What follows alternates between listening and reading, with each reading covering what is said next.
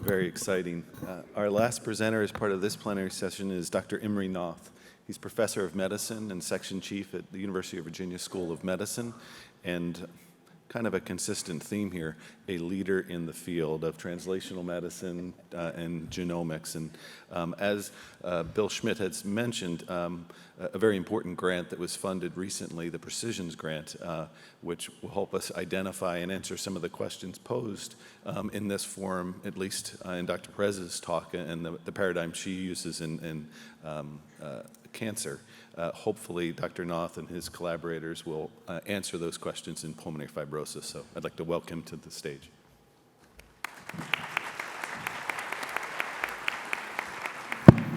Yikes.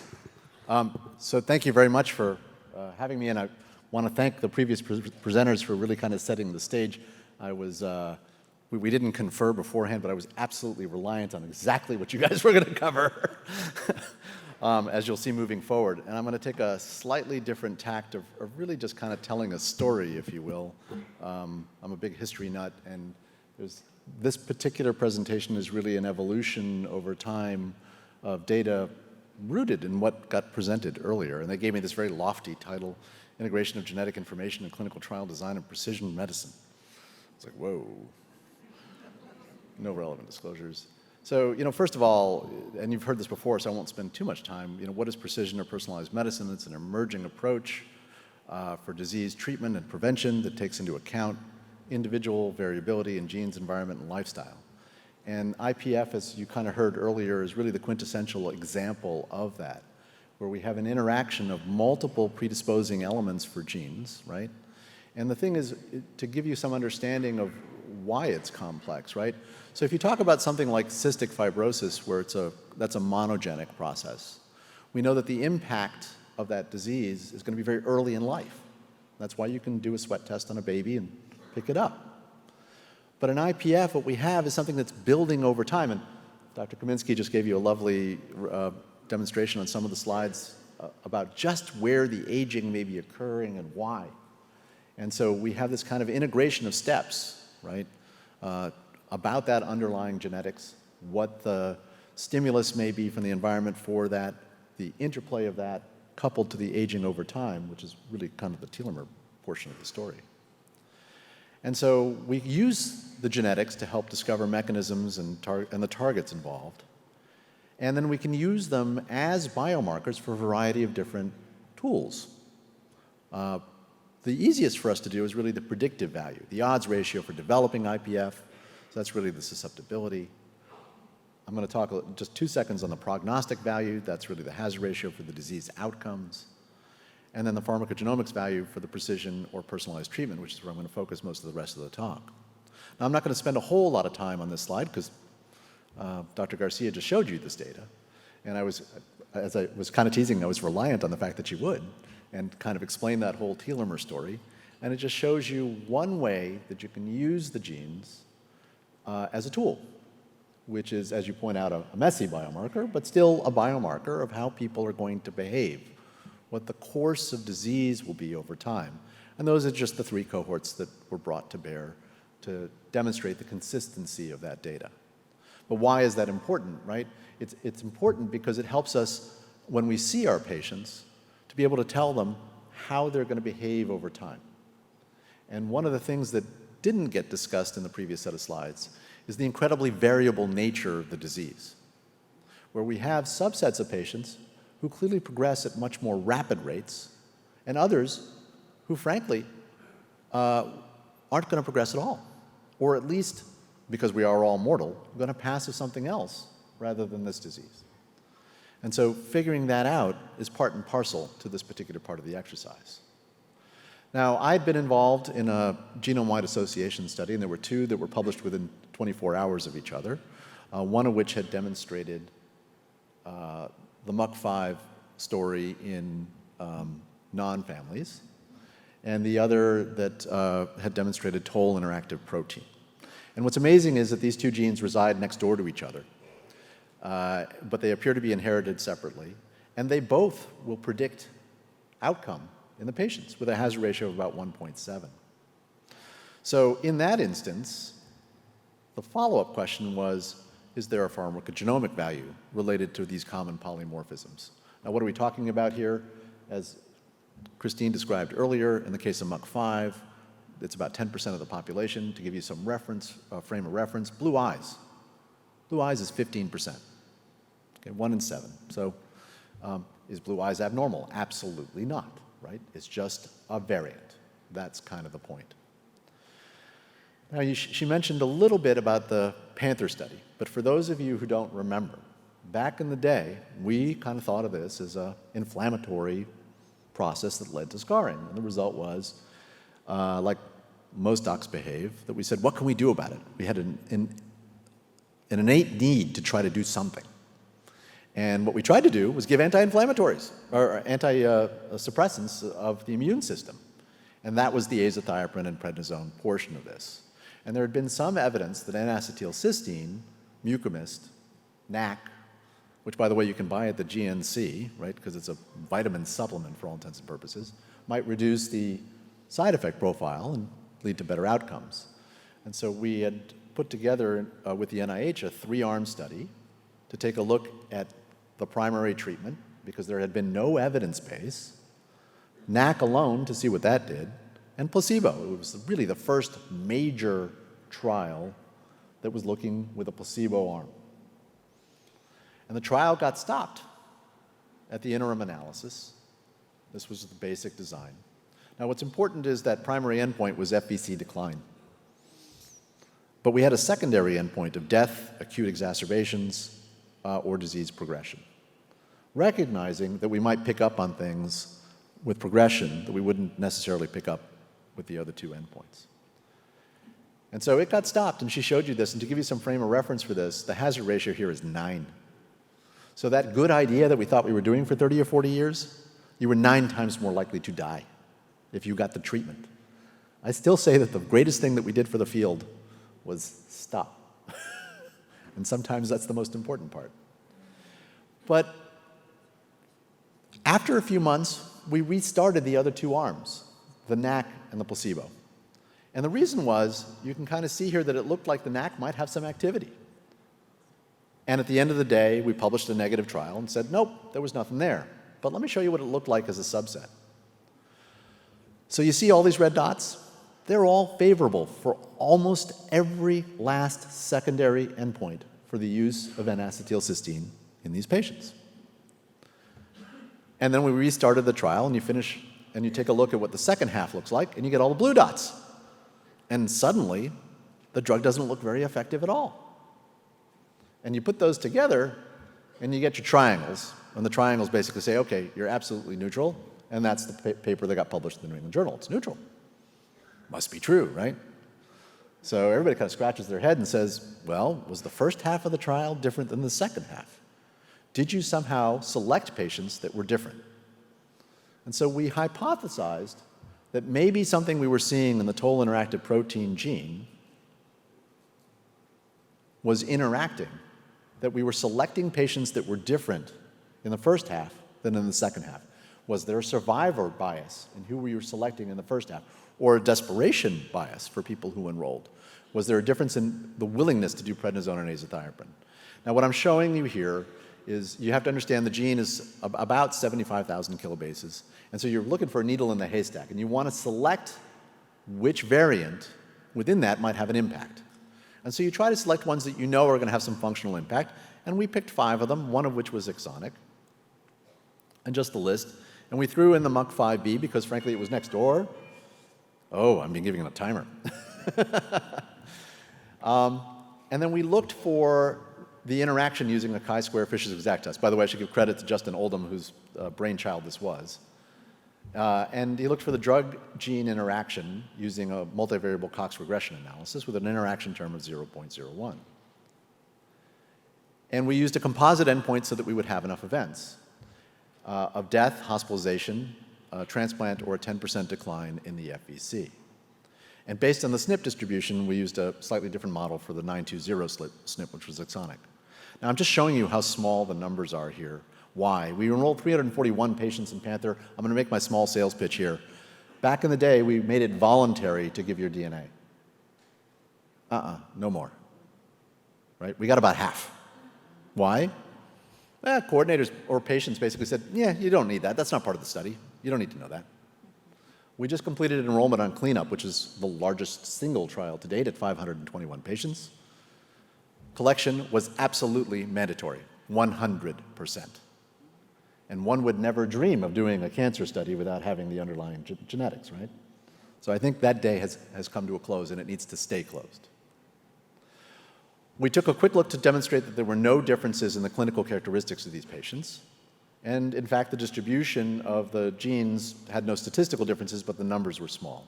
And just to show you that the non-genotyped group also had the same identical clinical characteristics. So nothing we could pick up on just looking at the patients. And there were suggestions in the genetics of imbalances, but not large enough numbers to give us a positive p-value. And when you take a look at the list, this 920 SNP had an interaction of 0.001. It's pretty strong. Two other SNPs had trends, including the MUC5, at 0.06 and 0.07. So we managed actually, and this is what it looks like. Now what's amazing about this is the most important group is the panel to the far right. That's the group that benefited, with a hazard ratio of 0.14. Let me flip that for you. You did 7 times better on the drug if you had the minor variant, which was in about 25% of the population. 50% were balanced, one for mom, one for dad. It was a CT. And if you had the homozygote major, you were harmed. You mix all of that together in one pot, and it looks dead even across the board, right? So you can't just give the drug. You need to know which group, because you might harm as opposed to help. We then took a look at a second set of patients using clinical trial data in our Chicago data set and actually replicated the data. So we were able to show it in a second group with almost the same types of hazard ratios. We now had a hazard ratio with a p-value of 0.04 with a hazard ratio of 0.23 versus the harm at about 5. So there's always a bit of regression to the mean, but pretty much in the same ballpark.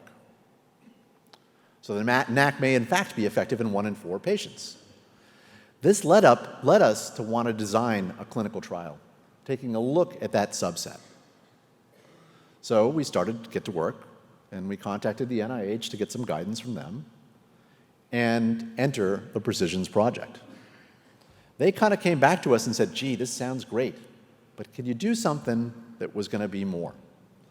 Because one of the problems that we had was, how do you screen for enough patients? I just told you the largest trial was 521. We figured out we needed 200 patients, 100 in each arm at minimum. So how do you screen for enough? Where do you get a big enough pool? I suddenly have to find 1,000 patients. And Kevin Flaherty actually had the ingenious idea, why don't we go to the biorepository and pre-screen the patients because they've already been enrolled? And the NIH came back and said, could you do something with the whole repository? And so we came up with these 3 aims. The first aim was the trial design. The second aim was to distinguish IPF from non-IPF ILDs using unbiased combinations of blood transcriptomics and proteomics. And the third was to move into whole genome sequencing in that group. Now, what does that kind of give you? Because I really want to focus a few minutes on this. Let's talk about the trial. So how do you accomplish this? It's really partnering with all of you. The expectation is this approach will invert the typical ramp-up enrollment process.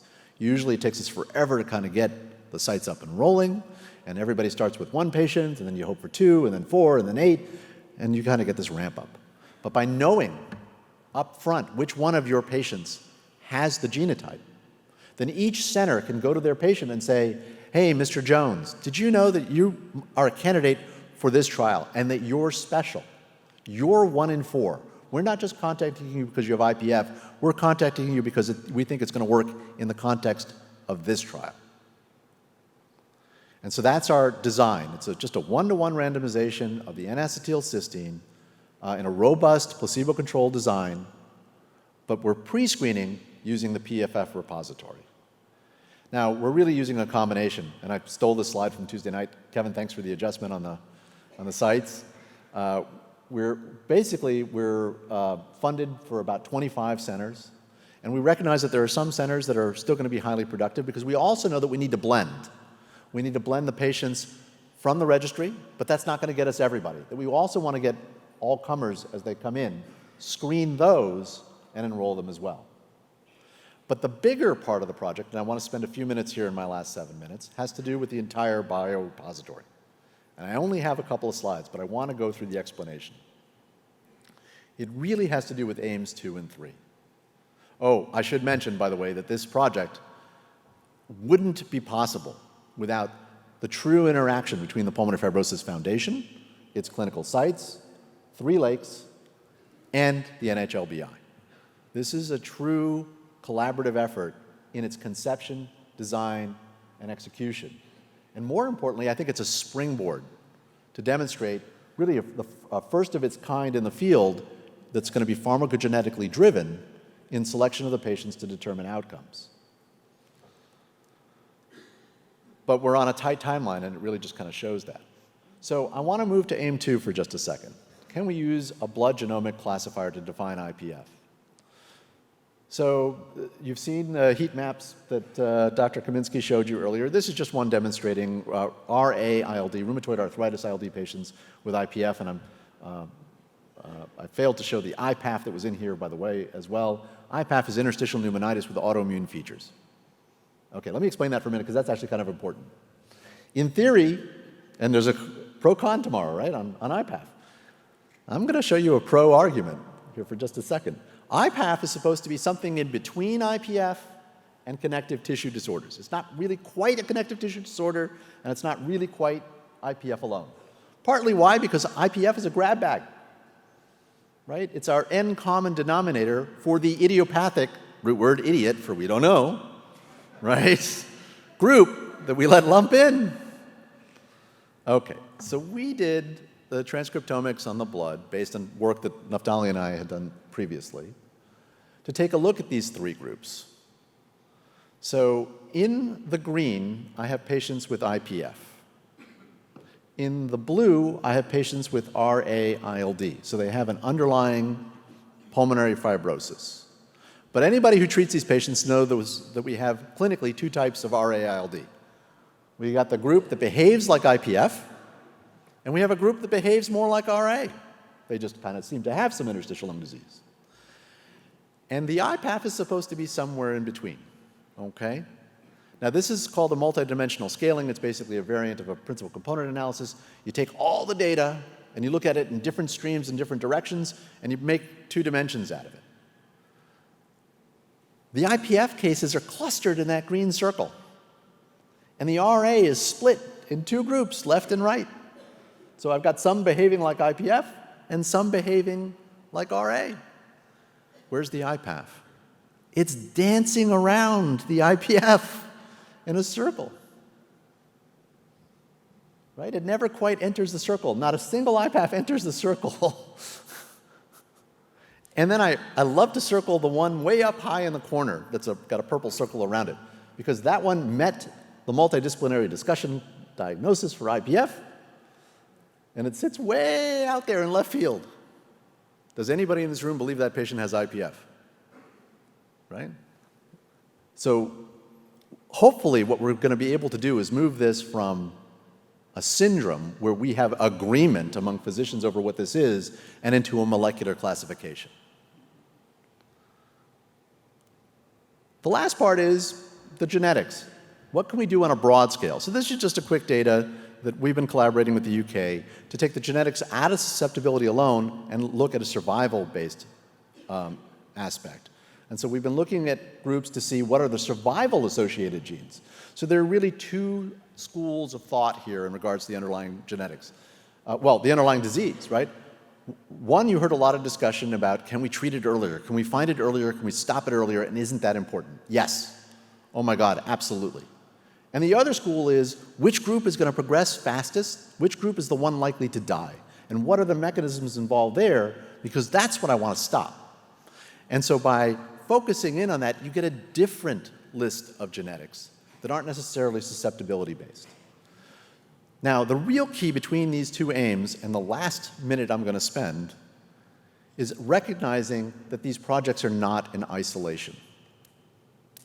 So I showed you the transcriptomics.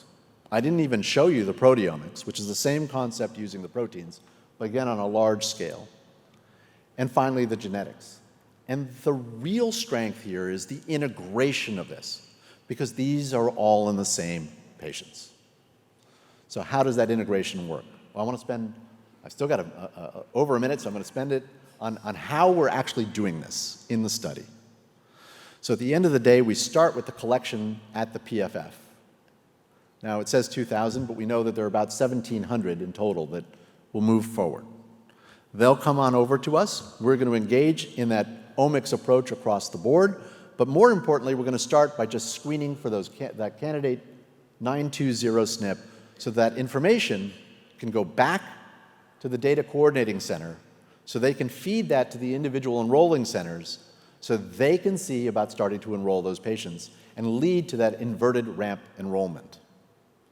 And then as those centers start to see new patients that aren't in the registry, they'll send the blood to us where we'll do the candidate screening. Hopefully they'll co-enroll back into the PFF registry, giving new life to the registry for new patients, right? And allowing us to then send that primary information for permanent storage in the PFF for usage by all of you. One of the key aspects about Precisions is that it's meant to be open access and for other investigators to be able to leverage that data. As a matter of fact, I've talked to everyone up here, I think, in terms of participating at some level in this project, because Dr. Kaminsky's 100% right. For us to be successful, it's got to be as collaborators, not as competitors, to be able to do more. There's going to be more data generated out of here than any one of us could possibly live off of for the rest of our lives. And the objective here is, if we bring more people to the table, that we're going to get more ideas and hopefully find more targets for better integration. And with that, I will just congratulate the incredible number of groups that went into this work.